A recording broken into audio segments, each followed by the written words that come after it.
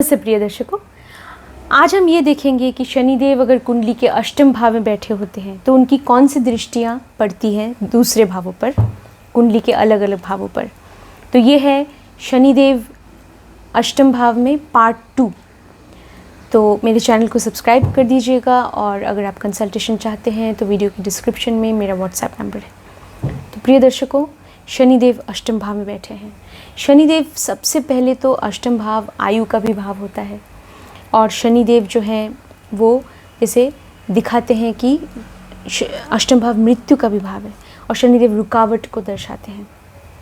तो जैसे वो मृत्यु में भी रुकावट पैदा कर देंगे और आयु की वृद्धि कर देंगे। तो अष्टम भाव में जब शनिदेव बैठे होते हैं तो शास्त्रों में भी ये लिखा है कि जैसे जातक की आयु लंबी होती है, लेकिन आपको ये भी देखना होगा कि शनिदेव की स्थिति कैसी है। अच्छी स्थिति में है तो लंबी आयु जातक को प्रदान करेगा और वो जातक के लिए अच्छा होगा। ऐसा भी हो सकता है कि जब तक जातक जीवित रहे वो कुछ न कुछ काम करता रहे और स्वस्थ भी रहे। लेकिन अगर ऐसा है कि शनिदेव पीड़ित हैं या कोई दोष है कुंडली में, जो भी है, क्योंकि जैसे अष्टम भाव में शनिदेव बैठे हैं तो ये एक तरह से पेंडिंग कर्मा की ओर भी इशारा करता है। कुछ कर्म ऐसे हैं जो भोगने बाकी हैं, ये भी उसकी तरफ भी इशारा एक करता है, क्योंकि शनिदेव हमारे कर्मों को दर्शाते हैं। कर्मों के फल भी शनिदेव प्रदान करते हैं। तो अब ऐसा भी हो सकता है अगर शनिदेव की स्थिति कुंडली में बहुत अच्छी नहीं है तो आयु तो लंबी होगी, लेकिन जातक किसी भी रोग से पीड़ित हो सकता है, शारीरिक या मानसिक या किसी भी तरह की पीड़ा उसे हो सकती है। तो ऐसा भी हो सकता है। तो ऐसा ज़रूरी नहीं है कि आयु दीर्घायु होगा तो हमेशा जैसे ये जातक के लिए हमेशा अच्छा ही होगा, ऐसा ज़रूरी नहीं है। शायद कुछ उसे भोगना है, उसके लिए भी शायद जातक को मतलब दीर्घायु इसलिए प्राप्त हुआ है, ऐसा भी हो सकता है।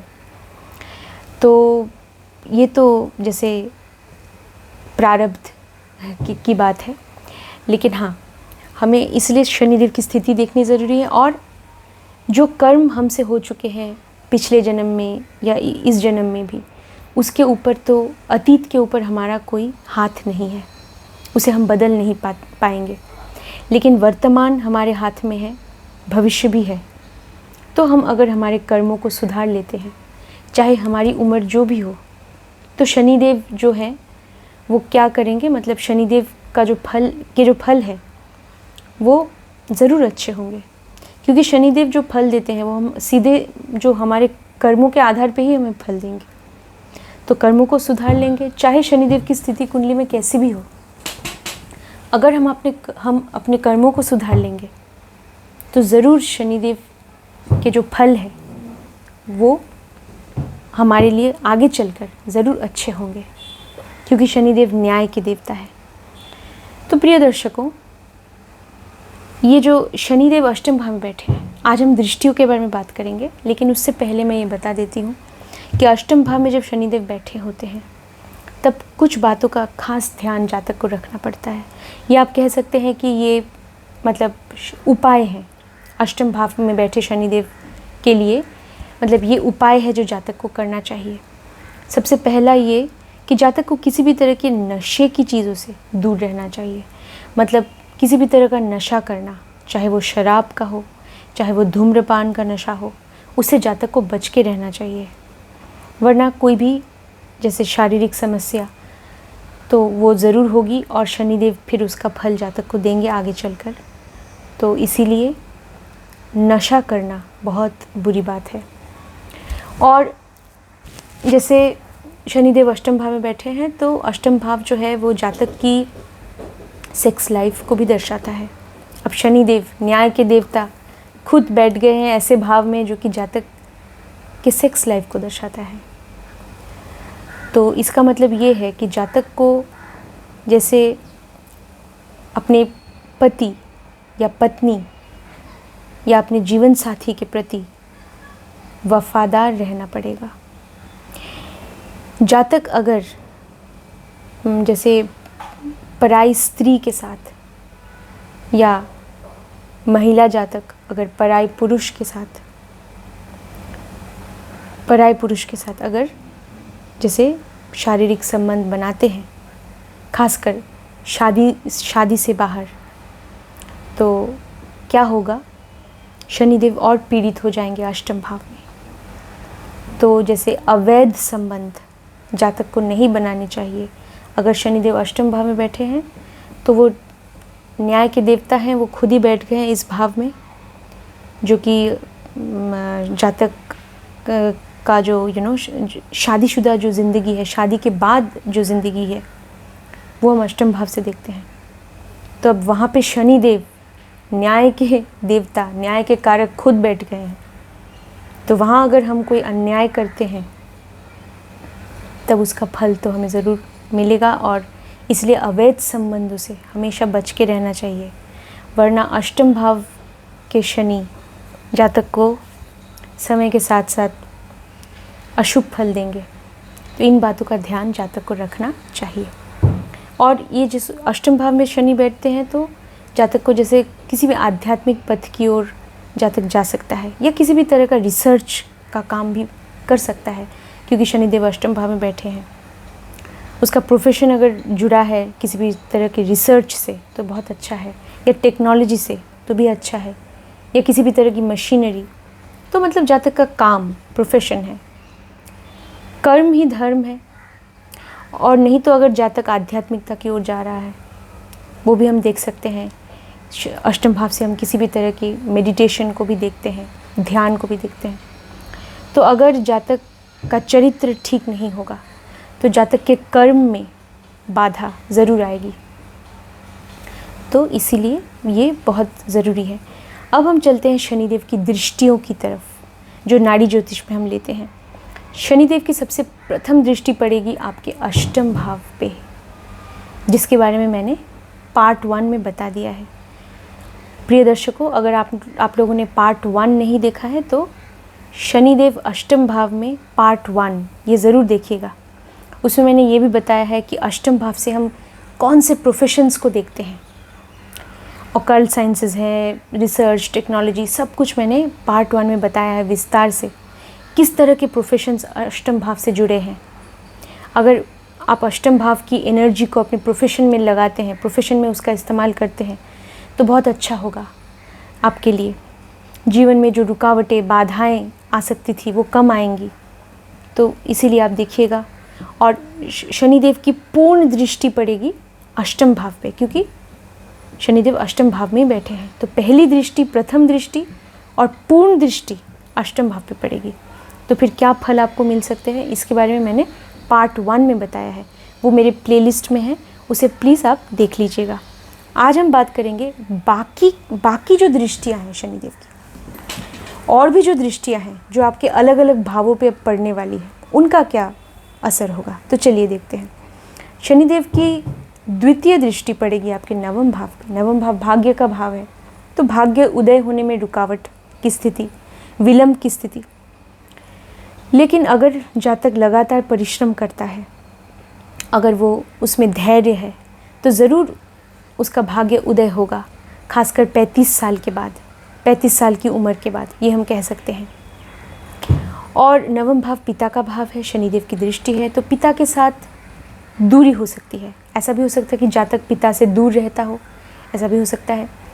या ऐसा हो सकता है कि पिता के साथ संबंधों में थोड़ी बहुत परेशानी है, लेकिन समय के साथ साथ अगर शनिदेव की स्थिति लगभग ठीक है तो जातक जिम्मेदार भी हो जाता है पिता के प्रति।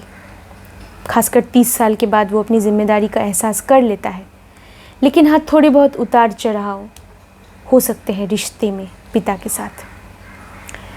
और धर्म में जो उसकी आस्था होगी वो भी जैसे थोड़ी सी अलग होगी, या हम ये कह सकते हैं कि आस्था की कमी होगी अपने धर्म में। जातक के अपने धर्म में उसकी जो आस्था होनी चाहिए उसमें थोड़ी सी कमी आ सकती है, ऐसा भी हम कह सकते हैं।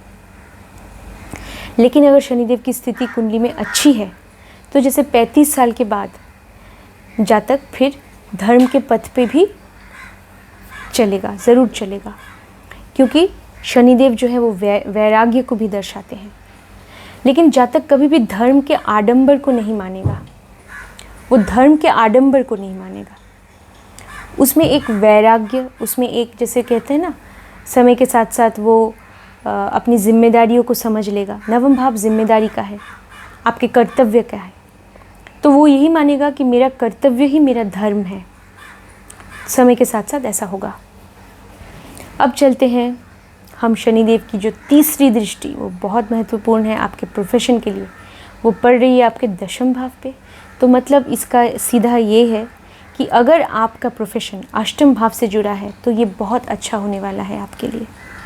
अष्टम भाव से हम जो भी प्रोफेशंस को देखते हैं, रिसर्च, किसी भी तरह का रिसर्च करना, टेक्नोलॉजी को देखते हैं, मशीनरी को देखते हैं, जैसे कि मैंने बताया पार्ट 1 में जाके देखिएगा, बहुत सारे प्रोफेशंस के बारे में मैंने बताया है।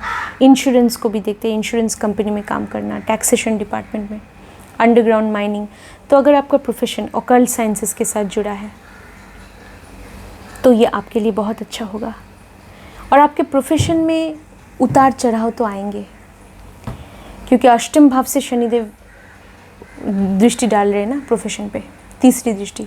तो उतार चढ़ाव प्रोफेशन को बदल सकता है जातक, बाधाएं आएंगी प्रोफेशन में, तो ये सब उस जातक को पार करना पड़ेगा। और जैसे प्रोफेशन बदलेगा, वो एक प्रोफेशन में रहेगा कुछ सालों तक या कई सालों तक, बाद में दूसरे प्रोफेशन में भी चला जा सकता है। ऐसा तो होता है, मैंने देखा है, प्रोफेशन चेंज कर लेता है। और समाज में मान सम्मान प्रतिष्ठा पाने में थोड़ी सी विलंब की स्थिति पैदा हो जाती है।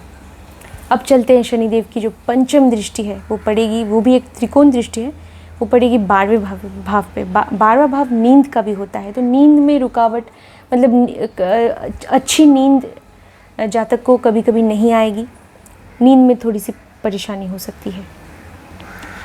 और 12वां भाव जो है वो हर तरह के नुकसान का है, तो शनिदेव अब हर तरह के नुकसान से जातक को बचाएंगे, क्योंकि शनिदेव की दृष्टि पड़ रही है। और जातक जैसे खर्चों से भी बचेगा, मतलब 12वां भाव हर तरह के खर्चे का भी है, तो हर तरह के खर्चे से बचेगा। 12वां भाव दान का है, तो शनिदेव की स्थिति अगर अच्छी है तो समय के साथ साथ जातक ये एहसास करता है कि जैसे गरीबों के प्रति, जो गरीब है, लाचार है, बीमार है, बुज़ुर्ग हैं, उनके प्रति मेरा एक कर्तव्य है, उनके प्रति एक रिस्पॉन्सिबिलिटी है, मेरा एक कर्तव्य है। तो मुझे कुछ न कुछ जैसे भी हो सके मुझे उनकी मदद करनी चाहिए, कुछ दान देना चाहिए। तो ये जो एक मन में, ये जो एक वैराग्य की भावना, ये कह सकते हैं हम उदारता, ये उदारता है। लेकिन ये पहला कदम है। अगर आप इस तरह से, आपके मन में उदारता आती है ना, अगर आप उदार हैं, अगर आप चैरिटी में विश्वास रखते हैं, तो ये आध्यात्मिकता की ओर आपका पहला कदम है। धीरे धीरे ये आपको और आगे ले जाएगा, आपको आध्यात्मिक बनाएगा, और आप फिर एक ऐसा समय आएगा जब आप में वैराग्य भी आ जाएगा, ऐसा हम कह सकते हैं। क्योंकि 12वां भाव मोक्ष का है, अष्टम भाव भी एक मोक्ष त्रिकोण भाव है।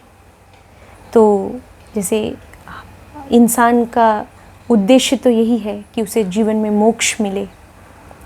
मोक्ष मतलब मुक्ति, मुक्ति मतलब मृत्यु नहीं है, मुक्ति मतलब हर परेशानी से, हर चिंता से मुक्ति मिल जाए, ताकि कोई भी चिंता हमें छू न पाए, वो है मोक्ष। तो वो तो हर कोई चाहता है कि ऐसा ही हो। तो वो ध्यान से आता है, दान से आता है, धीरे धीरे करके जब हम आध्यात्मिकता के पथ पे चलते हैं तो वो उसकी अनुभूति धीरे धीरे होती है। प्रिय दर्शकों, अब चलते हैं शनिदेव की अगली दृष्टि जो पड़ेगी आपके दूसरे भाव पर। वो है शनिदेव की सप्तम दृष्टि, बहुत महत्वपूर्ण है। शनिदेव हर चीज़ को कम कर देते हैं ना, कमी को दर्शाते हैं। तो जहाँ तक कम पैसे खर्च करेगा, पैसे का भी भाव है दूसरा भाव, कम बोलेगा, ज़्यादा नहीं बोलेगा, बहुत कम बोलेगा, ऐसा भी हो सकता है। और ऐसा भी हो सकता है कि जातक को पैसे जोड़ने में परेशानी हो, क्योंकि दूसरे भाव से हम संचित धन को भी देखते हैं।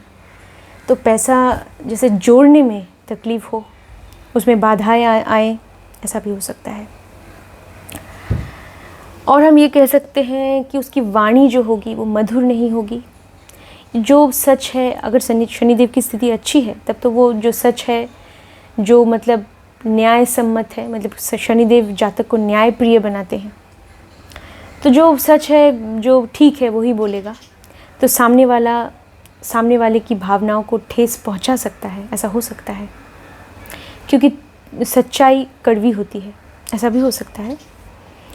लेकिन इस बात का ध्यान रखना चाहिए, किसी की भावनाओं को ठेस नहीं पहुंचाना चाहिए।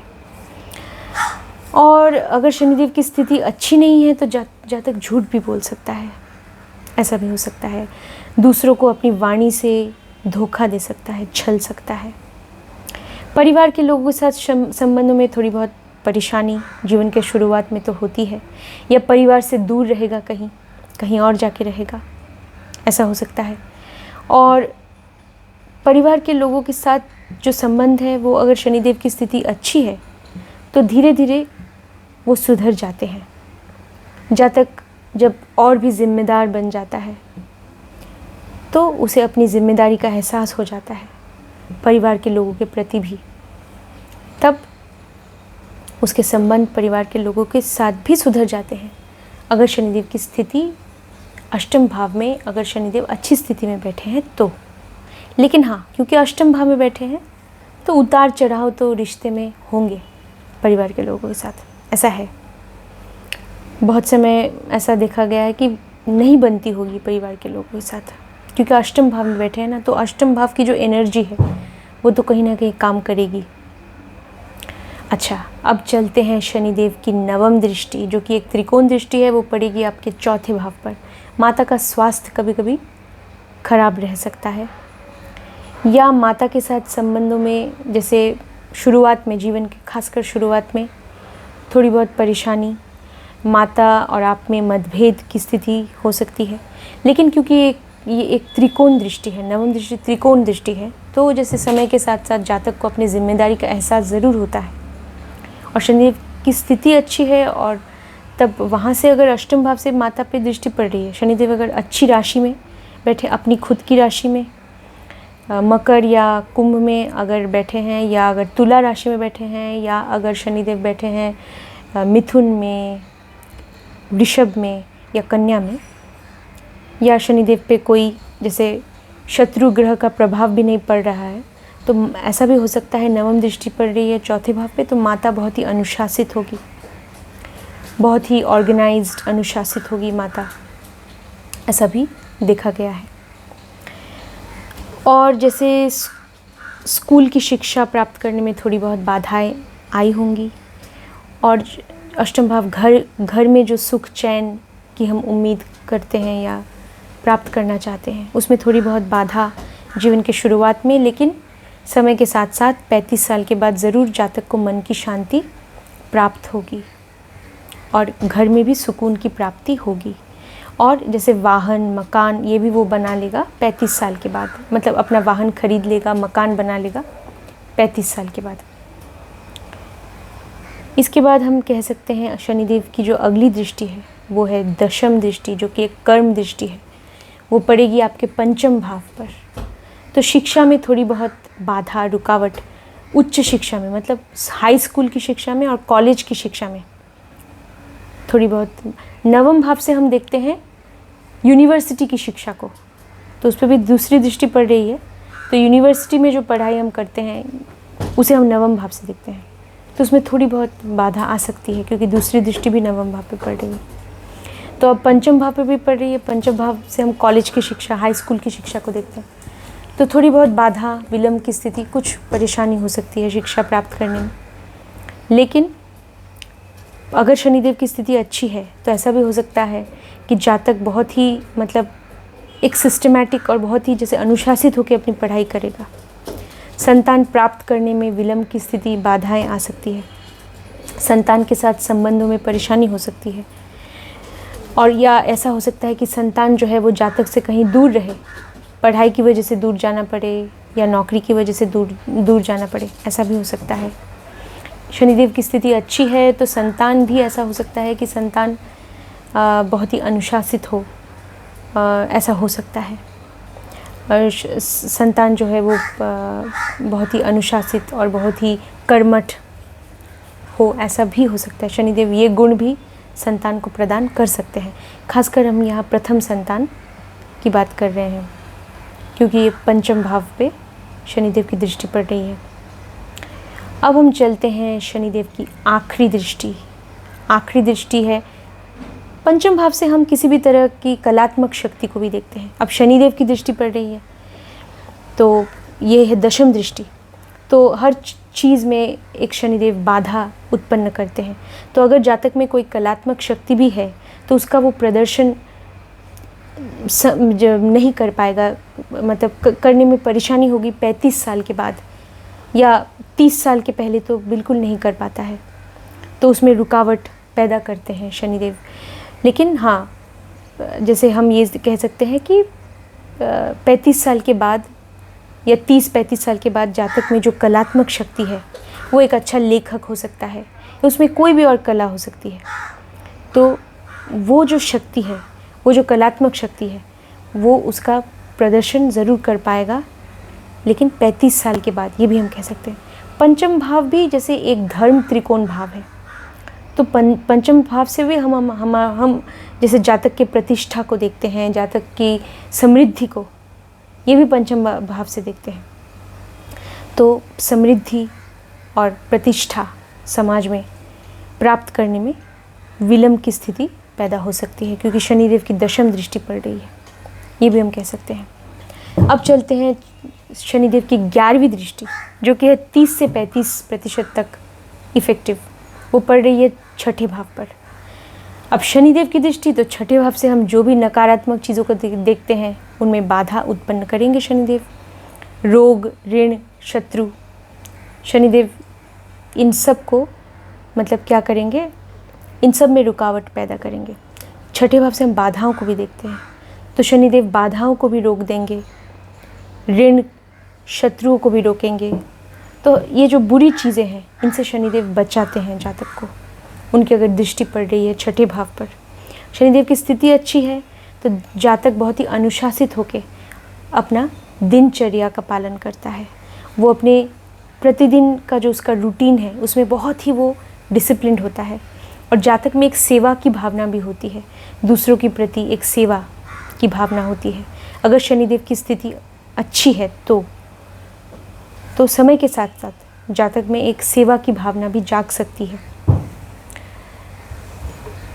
ऐसा होता है अगर जातक आध्यात्मिकता की ओर अग्रसर होता है या वो आध्यात्मिक पथ पे चलना चाहता है, तब उसके अंदर सेवा की भावना भी जागृत होती है। अब चलते हैं शनिदेव की आखिरी दृष्टि, जो पड़ेगी आपके सप्तम भाव पे, जो कि 12वीं दृष्टि है, जो 20 से 25% इफ़ेक्टिव है। तो सप्तम भाव वैसे शादी का है, अष्टम भाव से हम देखते हैं शादी के बाद का जो जीवन है, वहाँ तो शनिदेव खुद बैठ गए हैं। तो शनिदेव, मैंने कहा था, नपुंसकता के भी कारक हैं। तो शादीशुदा ज़िंदगी में थोड़ी बहुत परेशानी हो सकती है, क्योंकि शनिदेव अष्टम भाव में बैठे हैं। अगर उनकी स्थिति अच्छी है तो ऐसा हो सकता है कि जातक का जो जीवन साथी है बहुत ही समझदार होगा और बहुत ही जिम्मेदार होगा, तो शादी टिक सकती है, मतलब तब शादी टिकेगी और शादी जो है वो आगे चलकर सफल होगी। वरना शादीशुदा ज़िंदगी में तो परेशानी होगी और उसका तो असर आपकी शादी पे पड़ेगा। शादी को हम सप्तम भाव से देखते हैं, तो शनिदेव जो है वो विच्छेद को भी दर्शाते हैं, सेपरेशन को। तो उनकी दृष्टि पड़ रही है अब 12वीं दृष्टि, वो भी शादी पर, तो विच्छेद की स्थिति भी उत्पन्न हो सकती है। सेपरेशन, विच्छेद या डिवोर्स की नौबत भी आ सकती है, ऐसा भी हम कह सकते हैं।